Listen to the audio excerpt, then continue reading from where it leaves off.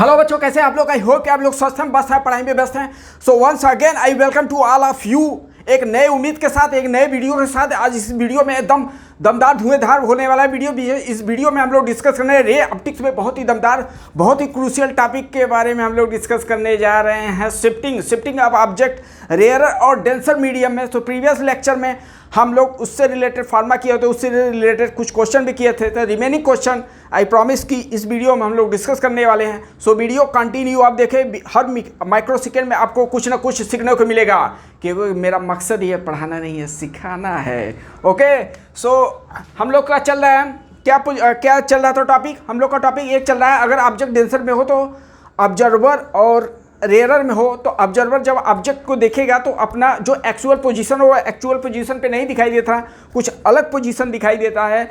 तो वही कितना दिखाई दे रहा है, कितना शिफ्टिंग हो रहा है, उसी से रिलेटेड क्वेश्चन करने जा रहे हैं। सो रेज ऑप्टिक्स का दमदार और धुएंधार ये टॉपिक है। इसके बिना रेज ऑप्टिक्स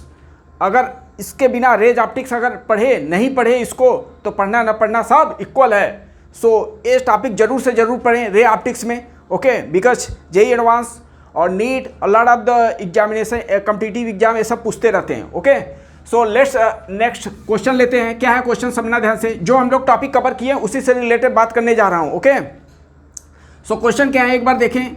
ये ऐसा कोई रेक्टेंगुलर फ्रेम है, क्या है आपका रेक्टेंगुलर फ्रेम है, ऐसा रेक्टेंगुलर फ्रेम है।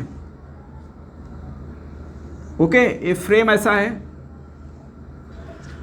अब ये जो फ्रेम है ये अलग अलग रिफ्रैक्टिव इंडेक्स का है। ये वाला जो मटेरियल है इसका रिफ्रैक्टिव इंडेक्स μ1 है, और जो इसके बाहर वाला जो मटेरियल है उसका रिफ्रैक्टिव इंडेक्स μ2 है। ओके, क्लियर हुआ?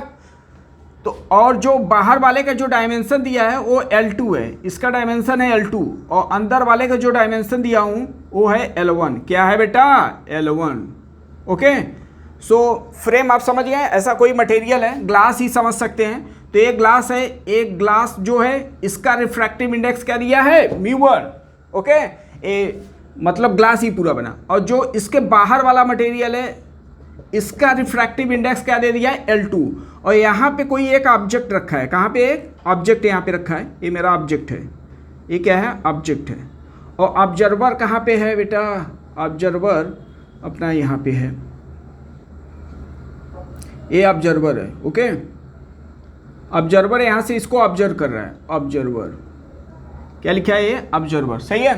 तो ऑब्जर्वर जब इस ऑब्जेक्ट को देखेगा तो आपको ऑब्जेक्ट कहाँ पे दिखाई देगा? In the denser.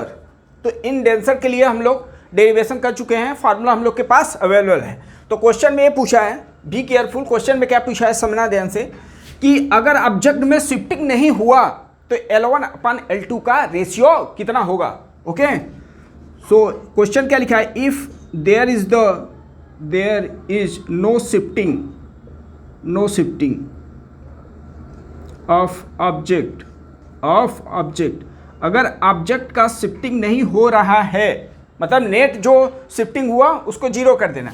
अगर ऐसा है देन आपसे पूछ रहा है देन L1/L2 का रेशियो क्या होगा? ओके, बहुत इंपॉर्टेंट क्वेश्चन है, एक बार इसको आप सॉल्व करें।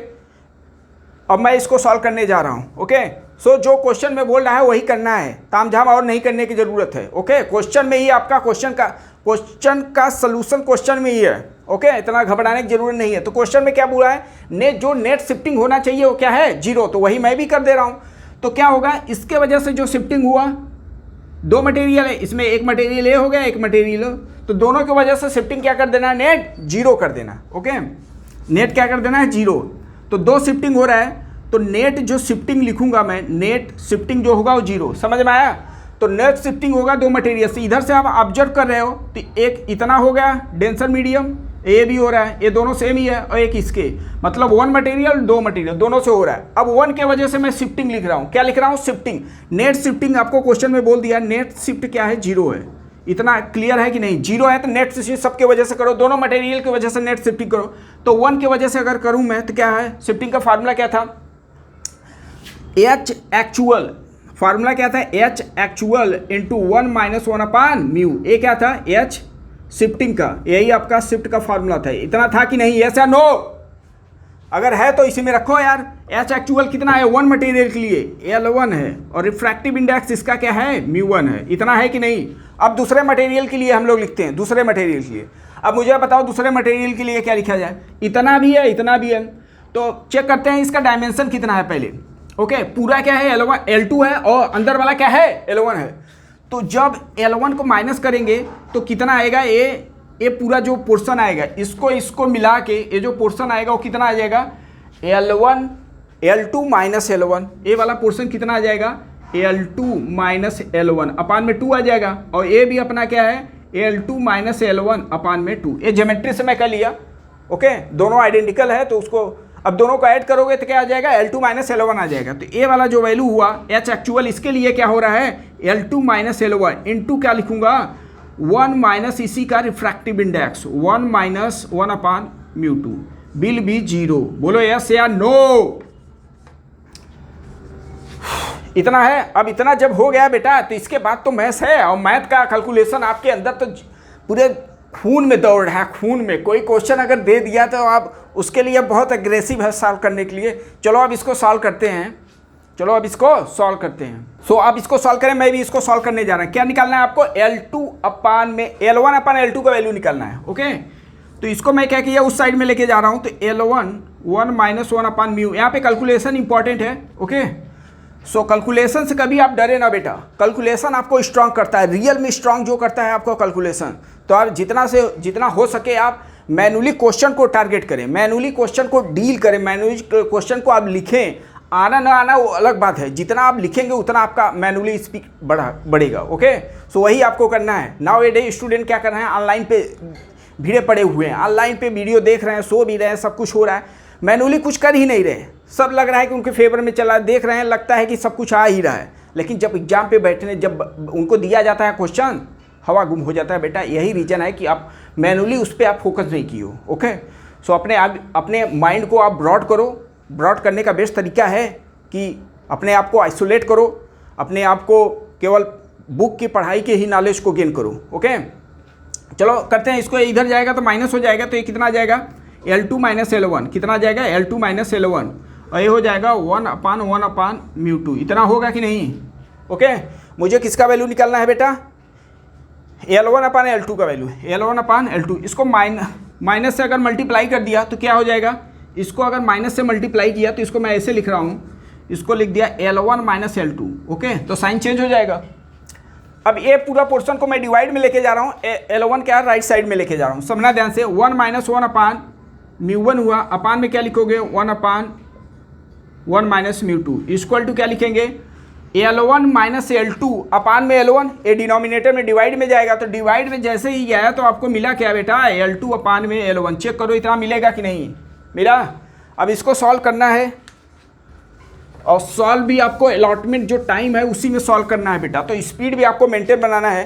चलो इन सब का एलसीएम लेते हैं, तो होगा क्या, समझना ध्यान से। तो इधर बना अपना, मुझे निकालना है L1 अपान L2, ठीक है ना। इधर एलसीएम लूँगा, μ1 माइनस 1 अपान में क्या आएगा, अच्छा ये μ2 ऊपर चला जाएगा, देखते रहें आप। अपान में क्या होगा, अपान में होगा μ2 माइनस 1, और इसका μ1 एक नीचे आ जाएगा, तो ये μ1। चेक करें इतना होगा कि नहीं। ये मिल गया बेटा L1 माइनस L2 अपान में L1। ओके, चलो अब इसको भी सॉल्व करते हैं। तो मुझे निकालना है L2 अपान L1 अपान L2, तो ये गया L2 अपान में L1 इक्वल टू क्या लिखेंगे, 1 माइनस μ2 और μ1 माइनस 1 अपान में क्या आ गया बेटा, μ1 और μ2 माइनस 1। चेक करें इतना हुआ कि नहीं। ओके, अब इसका एलसीएम तामझाम करना है यही सब। तो एलसीएम इसका लेंगे तो क्या हो जाएगा, μ1 μ2 माइनस 1 और माइनस में μ2 और μ1 माइनस 1। ओके, इतना हुआ। अपान में क्या लिखेंगे, μ1 और μ2 माइनस 1। ओके, एक इसका वैल्यू आ गया L2 अपान में L1, L2 अपान में L1। अब इसको रेसिप्रोकल कर देंगे तो आ जाएगा आपका L1 अपान L2 का वैल्यू। ओके, सो L1 अपान L2 का वैल्यू क्या आ जाएगा, L1 अपान L2 का वैल्यू ब्रैकेट ऑफ करने पर कुछ सिंप्लीफाई भी हो सकता है। ब्रैकेट ऑफ अगर किया जाए तो μ1 μ2 हो गया, माइनस में μ1 और माइनस μ1 μ2 और माइनस माइनस प्लस हो गया μ2। अपान में क्या आ गया, μ1 और μ2 माइनस μ1। चेक करें बेटा इतना आ रहा है कि नहीं, यस या नो। कुछ कैंसिल आउट हुआ? तो कैंसिल आउट करने में क्यों पीछे हट रहे हो यार? कैंसिल आउट करने में पीछे मत रहो, जो बचा उसे लिख के बैठ जाओ। देखना सही में मत बैठ जाना बेटा। एक क्लास में ऐसे मैं बोल दिया कि जो समझ नहीं आया लिख के बैठ जाओ, तो एक स्टूडेंट आगे से ही बैठा था, बोला था कि मैं बैठा हूँ सर, उसकी कोई बात ही नहीं। तो चलो ठीक है, सॉल्व करते हैं इसको। μ2 माइनस μ1 अपान में क्या होगा, μ2 माइनस μ1। ओके, सो ये आ गया अपना L1 अपान L2 का रेशियो आ चुका। बोलो यस या नो। सो क्वेश्चन समझ में आया? फील हुआ क्वेश्चन का कंसेप्ट? फील हुआ कि नहीं? यस या नो कमेंट्स करें आप। चलो इसी बेस पे एक और क्वेश्चन लेता हूं। आपको अगर कंसेप्ट क्लियर हो गया तो मुझे कैसे पता चलेगा कि आपको समझ में आया कि नहीं समझ में आएगा? तो इसी बात पे आपको मैं क्वेश्चन दे रहा हूं, उसमें आपका पता चलेगा कि आप में दम है कि नहीं है। ओके, सो हम लोग का जो टॉपिक चल रहा है उसी पे एक क्वेश्चन देने जा रहा हूं, वो भी अपने आप में बेमिसाल है क्वेश्चन। तो क्वेश्चन करने से बेमिसाल क्वेश्चन करेंगे तो आप भी मिसाल बन जाएंगे। ओके, सो क्वेश्चन क्या है समझें आप। एक अपना ऐसा कंटेनर है, कंटेनर में क्या है, लिक्विड है। कंटेनर में क्या है, ये लिक्विड है, ऐसा ये लिक्विड से भरा पड़ा हुआ है। और इसका जो टोटल हाइट है, क्वेश्चन में दे दिया टोटल जो हाइट है ये एच है। एच हाइट तक क्या है, इसको फिल किया गया है। ओके, इसको एच हाइट तक क्या किया गया है, फिल किया गया है। एच हाइट तक इसको फिल किया गया। ओके, चलो हाँ फिल किया गया है सर। अब इसके बाद बताइए सर क्या हुआ। अब इसके बाद बेटा बता रहा हूँ क्या हो रहा है। इसके बाद जो है रिफ्रैक्टिव इंडेक्स वेरी कर रहा है बेटा, μ0 1 + y/h। अब आ गया क्वेश्चन दमदार बेटा, खुश हो जाओ इस टाइप के अगर क्वेश्चन ऐसे मिले। और दर्जनों क्वेश्चन, हजारों क्वेश्चन आपको एडवांस में मिलने वाले हैं, जेईई मेंस में मिलने हैं। तो यहाँ पे क्या हो रहा है बच्चा, जो रिफ्रैक्टिव इंडेक्स है वो क्या कर रहा है, वाई के रिस्पेक्ट में वेरी कर रहा है। अब कहोगे सर वाई कहाँ से है, ये भी तो बता दो। तो वाई बेटा जो कंसीडर किया जा रहा है, वाई कहाँ से है, वाटर लेवल से। ये है y = 0, ये है y = h। ओके, y = 0 से y = h तक ये अपना कोऑर्डिनेट दे दिया। इसका मतलब जो रिफ्रैक्टिव इंडेक्स वाटर लेवल से अंदर की तरफ जाओगे तो रिफ्रैक्टिव इंडेक्स क्या हो रहा होगा, बढ़ रहा होगा। तो यहाँ पे वेरिएबल रिफ्रैक्टिव इंडेक्स से क्वेश्चन दे दिया। तो क्वेश्चन में ये पूछा है, ये क्या है, ये बॉटम है, ये क्या है, बॉटम है, ये बॉटम है ऐसा। तो ऊपर से यहाँ पे ऑब्जर्वर है कोई, यहाँ पे कोई एक ऑब्जर्वर है, क्या है अपना ऑब्जर्वर। सो ऑब्जर्वर इस बॉटम को देख रहा है, क्या है अपना बॉटम को देख रहा है। तो वही बॉटम इसको कहाँ पे दिखाई देगा। तो आपसे पूछा है position of bottom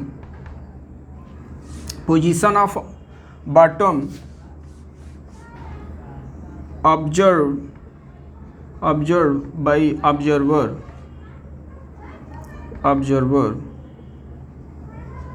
position of bottom पूछ रहा है, ऑब्जर्व बाय ऑब्जर्वर फ्रॉम कहाँ पे पूछा है, from liquid surface. Liquid surface से आपको बताना है। ओके, कहाँ से बताना है, लिक्विड सरफेस से। ओके, सो ये आपके लिए क्वेश्चन है, एक बार आप ट्राई करें इसको। तो क्वेश्चन है, कंसेप्चुअल क्वेश्चन है, मतलब आपसे पूछ रहा है जब अब ऑब्जेक्ट को आप एक तरह से, ऑब्जेक्ट मेरे लिए क्या होगा, बॉटम हो गया। तो बॉटम को ऑब्जर्वर एरर में है, ऑब्जेक्ट डेंसर में है, तो उसके लिए आपको फार्मूला लिखवाया गया है। तो एक्चुअल में आपसे पूछ रहा है पोजीशन ऑफ बॉटम कहाँ पे होगा, जब वाटर सरफेस से। इसका मतलब आपसे क्या पूछ रहा है, एच अपरेंट पूछ रहा है। क्या पूछ रहा है बेटा, एच अपरेंट पूछ रहा है। तो एच अपरेंट का ही आपको फार्मूला यूज करना है, बट बी केयरफुल, यहाँ पे रिफ्रैक्टिव इंडेक्स कांस्टेंट नहीं है, चेंज होगा। ओके, चेंज होगा तो अपना मैथ जिंदाबाद है। इंटीग्रेशन के बिना काम नहीं चलने वाला है। अब यहाँ पे इंटीग्रेशन का इंपॉर्टेंस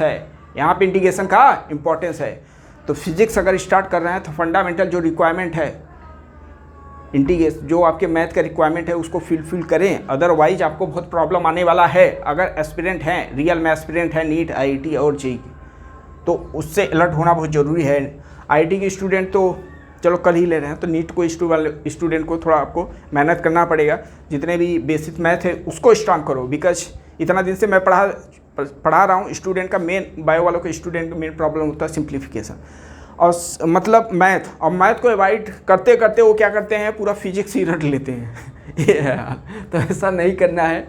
आपका कंसेप्ट अगर क्लियर करना है तो मेहनत तो आपको करना ही पड़ेगा, मेहनत करना पड़ेगा, बिकॉज लगे रहोगे तो निखर जाओगे वरना बिखर जाओगे। ओके चलो अब करते हैं। चलो अब यहाँ पे वेरिएबल है तो यहाँ पे इंटीग्रेशन का हेल्प लेंगे। तो इंटीग्रेशन का ऐसे बहुत क्वेश्चन किए होंगे, थोड़ा आपको कंसेप्ट तो थोड़ा आपको पकड़ तो बन ही चुका होगा कैसे इंटीग्रेट करते हैं उसको, तो वही हम लोग करते हैं। तो एच अपरेंट का फार्मूला क्या था, पहले फार्मूला लिख दे। एच अपरेंट का फार्मूला क्या था, एच एक्चुअल में अपान में क्या लिखते हो म्यू, इतना था कि नहीं, यस या नो, यही मुझे निकालना है। वाटर सरफेस से पूछा है तो इसका मतलब एच अपरेंट ही निकालना है। तो अब समझना ध्यान से, यहाँ पे रिफ्रैक्टिव इंडेक्स वेरी कर रहा है, तो मैं क्या किया, वाटर सरफेस से वाई डिस्टेंस नीचे गया, कितना डिस्टेंस गया, वाई डिस्टेंस नीचे गया, और यहाँ पे एक डी वाई थिकनेस का एक एलिमेंट लिया। अब आप धीरे धीरे समझ गए होगे सर ये क्या करने वाले हैं। ओके हाँ सही समझे, वही सब करना है। स्मॉल एलिमेंट लेके उसी को, स्मॉल एलिमेंट लिया, इसी को इंटीग्रेट कर दूंगा, टोटल आ जाएगा। इसका थिकनेस क्या है बेटा, डी वाई, इसका लेंथ कितना है, डी वाई। और इसी स्मॉल एलिमेंट के बारे में हम लोग स्टडी कर रहे हैं। तो आप देख लो क्वेश्चन कैसे हो रहा है इंटीग्रेशन वाला। ओके तो बी केयरफुल, अभी एडवांस का जो पेपर होने वाला है ऐसे क्वेश्चन आपके बन सकते हैं। तो स्मॉल एलिमेंट का एच एक्चुअल मतलब स्मॉल एलिमेंट के बारे में स्टडी कर रहा हूं, तो क्या लिखोगे, डी वाई। ओके क्या लिखोगे, डी वाई। और यहाँ पे आपको रिफ्रैक्टिव इंडेक्स लेना है, तो रिफ्रैक्टिव इंडेक्स का फार्मूला आपको दिया ही है, म्यू नॉट, ये वेरिएबल है, वाई डिस्टेंस पे कितना है, म्यू नॉट 1 प्लस वाई अपान में एच, वाई अपान में एच, इतना लिख दिया गया। अब इसी को कर देना है इंटीग्रेट, कहाँ से कहाँ, कहाँ से कहाँ, अरे यहाँ से यहाँ, अरे यहाँ से यहाँ कहाँ, अरे जहाँ से जहाँ, जहाँ से जहाँ कहाँ, अरे वहीं से वहीं, वहीं से वहीं कहाँ, जीरो से कहाँ तक जा रहा है बेटा, कैपिटल एस तक, कैपिटल एस तक आपको इंटीग्रेट करना है। बोलो यस या नो। अच्छा म्यू नॉट क्या है, क्वेश्चन में दे दिया है, रिफ्रैक्टिव इंडेक्स आप दे यार, उसको 1 भी आप लिख सकते हो, क्वेश्चन में गिवन है। अब इसको इंटीग्रेट करना है बेटा, तो इंटीग्रेट आप करो, इंटीग्रेट करना है तो 1 अपान म्यू नॉट, अभी म्यू नॉट के ही टर्म में लेट कर रहा हूँ मैं, डी वाई अपान में क्या लिखोगे, 1 प्लस वाई बाई एच, इतना लिखोगे कि नहीं, इसी को इंटीग्रेट कर देना है जीरो से कैपिटल एस तक। ओके सो ये लीनियर फॉर्म में आ रहा है, इसका मतलब लॉग में आएगा आंसर। इसको आप टी भी लेट कर सकते हो, इसको सब्स्टिट्यूशन मेथड से भी इसको कंसीडर कर सकते हो। ओके सो समझना ध्यान से, ये क्या है अपने आप में, just like 1 plus linear form बन रहा है, 1 प्लस लीनियर फॉर्म बन रहा हो तो वहाँ पे क्या करते हैं, इंटीग्रेशन। अरे इंटीग्रेशन तो करते हैं, 1 अपान लीनियर फॉर्म जब रहता है तो बेटा क्या करते हैं, वहाँ पे लॉग में आता है, तो लीनियर बन रहा है, कंफर्म है कि क्या होगा, लॉग होगा। अब देखो इसको कैसे लिखा जा रहा है, इसको कुछ आप लेट भी कर सकते हो, कुछ अगर लेट करना हो तो लेट कर सकते हो। अगर देखो 2 मेथड से इसको सॉल्व कर रहा हूँ मैं, समझना ध्यान से। आपको ये मालूम है इंटीग्रेशन में जिसको लेट करते हो उसके डेरिवेटिव से डिवाइड कर देते हैं, इतना मालूम है ना, तो वही वाला मैं कंसेप्ट यूज कर रहा हूँ, अलग से मैं इंटीग्रेशन नहीं कर रहा हूँ। तो इसको कुछ इसके डेरिवेटिव से ही डिवाइड करना पड़ेगा, तो 1 अपान में म्यू नॉट लॉग में हो जाएगा, एलन तो होगा, एलन क्या लिखोगे, लॉग को एलन भी लिख देते हैं, लॉग में क्या आएगा 1 plus y by h, 1 plus y by h, इतना आएगा कि नहीं। और यहाँ पे लिमिट लगेगा 0 से एच, बट बी केयरफुल बेटा, इसके डेरिवेटिव से आपको डिवाइड करना पड़ेगा, y बाई एच है, y बाई जब h है तो इसका डेरिवेटिव क्या हो जाएगा, y बाई एच का डेरिवेटिव, तो डिफ्रेंशिएट करो y के रिस्पेक्ट में, तो y के रिस्पेक्ट में डिफ्रेंशिएट करोगे तो 1 बाई एच आ जाएगा, तो 1 बाई एच से हम लोग डिवाइड करेंगे, तो इंटीग्रेशन में आप पढ़ चुके होगे इसके डेरिवेटिव से डिवाइड होता है कि नहीं, बोलो यस या नो। हाँ सर आप तो यस ही बुलवाना चाहते हो तो क्या करूँ मैं। चलो अब रखते हैं इसका वैल्यू, तो क्या आ चुका है 1 अपान में म्यू नॉट। ओके अब लिमिट ऑपरेट करते हैं, ए एच ऊपर गया तो यहाँ पे चला गया कैपिटल एच, म्यू नॉट का वैल्यू आप रख सकते हो, म्यू नॉट के टर्म में ही हम पहले क्या रखते हैं, अपर लिमिट, तो लॉग में लिखना है, लॉग का मतलब एलन ही लिख रहा हूँ, नेचुरल बेस है, एलन लिखूंगा, क्या होगा, पहले अपर लिमिट रखते हैं, किसके प्लेस पे रखना है, वाई के प्लेस पे, तो वाई के प्लेस पे एच रखे तो क्या आ गया, एच बाई एच कैंसिल, 1 आ गया, 1 प्लस 1 2 आ गया, माइनस में क्या लिखेंगे, अब माइनस में जब रखेंगे y का वैल्यू 0 तो log 1 का वैल्यू क्या होता है, 0 होता है, तो ए अपना में आ गए, एच अपरेंट अपना आ चुका है बेटा, एच अपान में mu naught ln 2। Okay mu naught का वैल्यू भी रख सकते हो। तो बहुत इंपॉर्टेंट रिजल्ट था और बहुत ही कंसेप्चुअल क्वेश्चन था, ऐसा क्वेश्चन जिसमें मैथ भी यूज हो रहा है और अपना जो कंसेप्ट है उसका भी यूज हो रहा है, एक एप्लीकेशन भी आपको पता चल जा रहा है कि कैसे इंटीग्रेट किया जाएगा। ओके इसी कंसेप्ट पे नेक्स्ट क्वेश्चन हम लोग लेने जा रहे हैं। नेक्स्ट क्वेश्चन समझें, ये भी अपने आप में कंसेप्चुअल क्वेश्चन है, समझना ध्यान से। एक ऑब्जर्वर है यहाँ पर, क्या है अपना ऑब्जर्वर है यहाँ पर, ये है ऑब्जर्वर, ये अपना ऑब्जर्वर, और इतने में एयर है और इतने में है ग्लास, लगा हुआ है ग्लास, और ग्लास के पीछे है वाटर। म्यूजियम में ऐसा देखे होगे, आजकल म्यूजियम में ऐसा बना है, डेकोरेशन के लिए आजकल यूज करते हैं घरों वरों में, तो बस वही वाला एग्जांपल यहाँ पे बनाया हूँ। एक ग्लास है, इसका थिकनेस दे दिया हूँ 12 सेंटीमीटर है। कितना है इसका थिकनेस? 12 सेंटीमीटर। और इसका रिफ्रैक्टिव इंडेक्स दे दिया हूँ, रिफ्रैक्टिव इंडेक्स दे दिया हूँ 3/2। ओके, ग्लास का रिफ्रैक्टिव इंडेक्स क्या है? ग्लास है ये ग्लास। और इसके आगे यहाँ पे दे दिया हूँ वाटर है, इसका रिफ्रैक्टिव वाटर है H2O, इसका रिफ्रैक्टिव इंडेक्स 4/3 है। और यहाँ पे अपना है फिश, यहाँ पे अपना क्या है? फिश है, ये है फिश। ओके, यहाँ पे क्या है? अपना फिश है। अब यहाँ पे ऑब्जर्वर इस फिश को देखना चाह रहा है, जो ऑब्जर्वर है इसी के लाइन में है, ठीक है ना।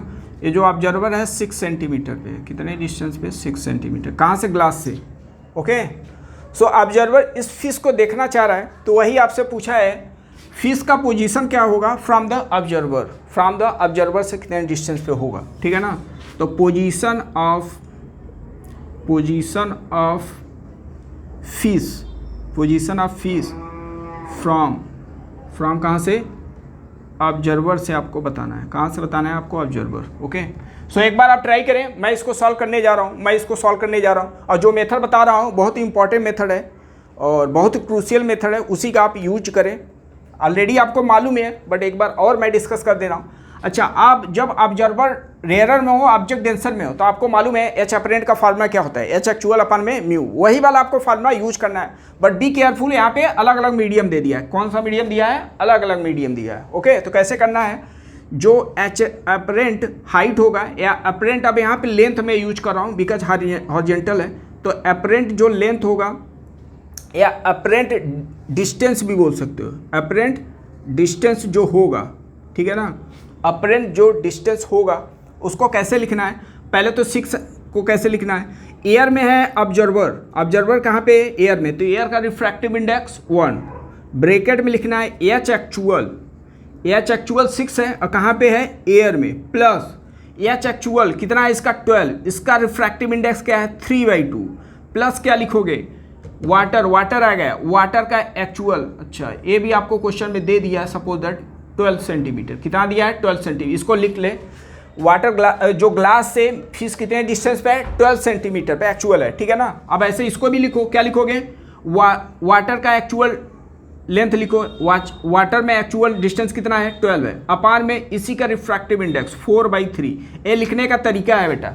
अभी इसके आगे मैं कराऊंगा जब ऑब्जर्वर डेंसर में होगा, तो जब डेंसर में होगा तो डेंसर से यहाँ पे मल्टीप्लाई हो जाएगा, तो जहाँ से आप उसको लोकेट कर रहे हो, जहाँ से उसको ऑब्जर्व कर रहे हो, वहाँ पे इससे मल्टीप्लाई कर देना है उसे, और उसी के सिमिलर आप लिखते रहो। हालांकि यहाँ पे तो डायरेक्ट आप 6 लिख सकते हो, कोई मतलब। तो एक तरीका आपको बताना चाह रहा हूँ कैसे इसको लिखते हैं। अगर अलग अलग डिफरेंट मीडियम में दिया है तो ऐसे ही आपको करना है। ऑब्जर्वर जहाँ पे है उसका रिफ्रैक्टिव इंडेक्स लेना है, बी केयरफुल। तो अभी एयर में है तो रिफ्रैक्टिव इंडेक्स क्या हो जाएगा इसका? 1 हो जाएगा, 1 हो जाएगा। अब लिखते हैं इसका, तो जो जितना डिस्टेंस है उसी के रिफ्रैक्टिव इंडेक्स से डिवाइड करो। एयर में है तो एयर के रिफ्रैक्टिव इंडेक्स से डिवाइड, ग्लास है ग्लास के रिफ्रैक्टिव इंडेक्स से डिवाइड, और यहाँ पे है वाटर के रिफ्रैक्टिव इंडेक्स से डिवाइड करते हैं। तो ऐसे हम लोग निकालते हैं। अगर डिफरेंट मीडियम है तो आपको ऐसे ही क्वेश्चन को डील करना पड़ेगा। ओके, सो ऑलरेडी ये आपको मालूम है, अपरेंट डेप्थ का जो फार्मूला है वही मैं यूज किया हूँ अलग अलग मीडियम के लिए। ओके, सो आप ऐसे ही यूज करें। अब इसको सॉल्व करने की बस देरी है। तो 6 प्लस क्या हो जाएगा? 12 मल्टीप्लाई 2 ऊपर गया और 3 हो जाएगा। इधर क्या हो जाएगा? 12 मल्टीप्लाई 3 अपान में 4। बोलो यस या नो? 3 4 जा, और इधर क्या होगा? 4 3 जा। इतना हुआ कि नहीं? तो क्या मिल गया बेटा? 6 प्लस ए हो गया 8, और इधर क्या हुआ? 9। ओके, तो कितना आ गया यहाँ पे? 14 प्लस 9 कितना हो गया अपना? 23 सेंटीमीटर। मतलब जो ऑब्जेक्ट होगा आपको 23 सेंटीमीटर पे दिखाई देगा। तो जो आपको फिश जो दिखाई देगा, फिश मेरे लिए ऑब्जेक्ट है, तो जो फिश दिखाई देगा वो ऑब्जर्वर से कितने डिस्टेंस पे दिखाई देगा बेटा 23 सेंटीमीटर, जबकि एक्चुअल में कितना है 24 + 6 कितना हो जाएगा आपका 30 सेंटीमीटर, तो और थोड़ा पहले ही दिखाई दे रहा है। ओके, सो आई होप कि आपको क्लियर हो गया। बट डिफरेंट जब मीडियम होगा तो इस टाइप के क्वेश्चन को ऐसे सिमिलरली आपको डील करना है। सो बच्चों नेक्स्ट क्वेश्चन इसी कंसेप्ट पे लेते हैं जो अपने आप में ट्रेंडिंग क्वेश्चन है और बहुत ऐसे क्वेश्चन आप पढ़े भी होंगे, ऐसे आया हुआ है और रे ऑप्टिक्स में आप अगर इसको पढ़ रहे हो तो जरूर से जरूर इससे रूबरू हुए होंगे। तो आज अगेन रूबरू हो जाते हैं। क्या है समझना ध्यान से, यहाँ पे अपना क्या है किंगफिशर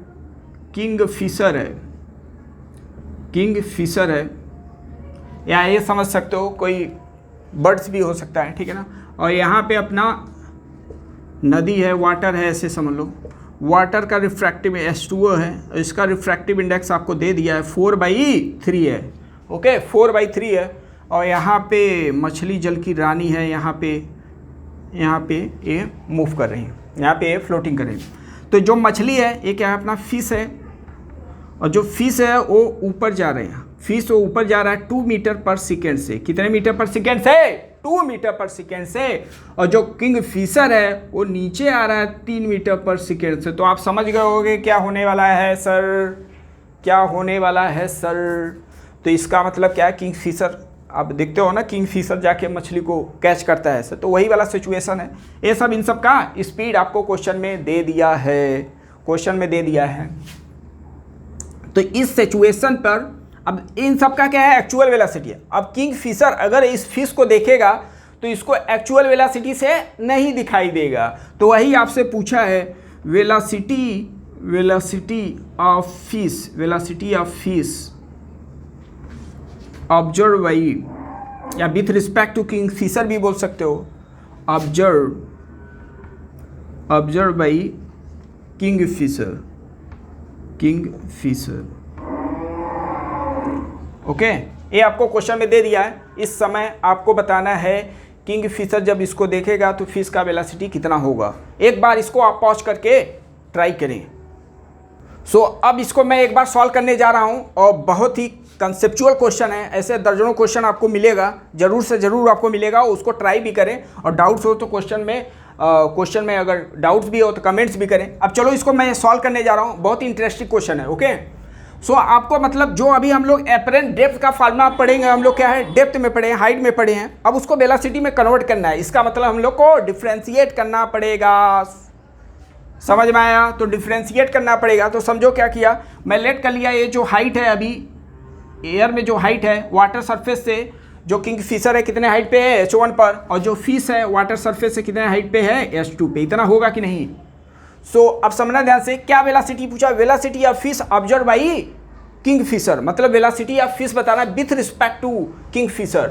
तो एक्चुअल में वो रिलेटिव देखेगा, तो किंग फिशर के रिस्पेक्ट में मैं लिख रहा हूँ, तो एक तरह से है अगर लिखा जाए एच रिलेटिव, अगर मैं लिखूँ, समझ में आ गया, एच रिलेटिव किंग फिशर के लिए, तो किंग फिशर के लिए फॉर किंग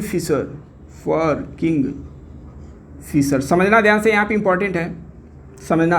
किंग फिशर के लिए एच रिलेटिव लिख रहा हूँ, तो क्या होगा, वो देखेगा तो H1 देखेगा प्लस ये जो हाइट देखेगा वो अपरेंट आपको दिखाई देगा, वो एक्चुअल में H2 नहीं होगा, अपरेंट होगा। तो उसका फार्मूला क्या था बेटा, H2 अपान में रिफ्रैक्टिव इंडेक्स। इतना था कि नहीं, ये कुछ नहीं है तो एयर।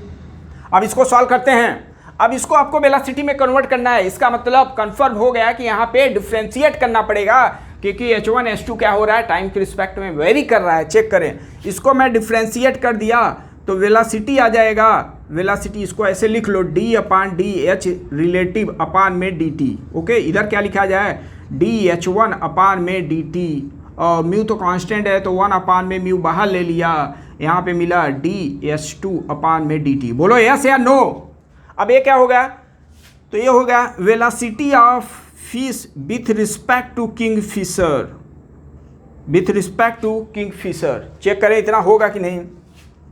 अब हो सकता है क्वेश्चन में कहीं इसका वेलोसिटी देके कुछ और वेलोसिटी पूछ सकता है। कंसेप्ट आपको यही यूज करना है, बी केयरफुल। बहुत ही आपके 90% क्वेश्चन में आपके यही सब करना होता है।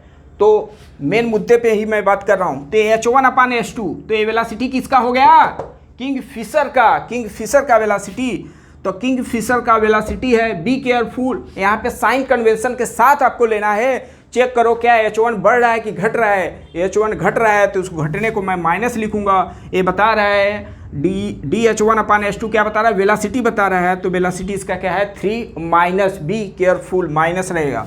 क्या लिखोगे, प्लस 1/म्यू, म्यू का वैल्यू आपको क्वेश्चन में दे दिया 4/3।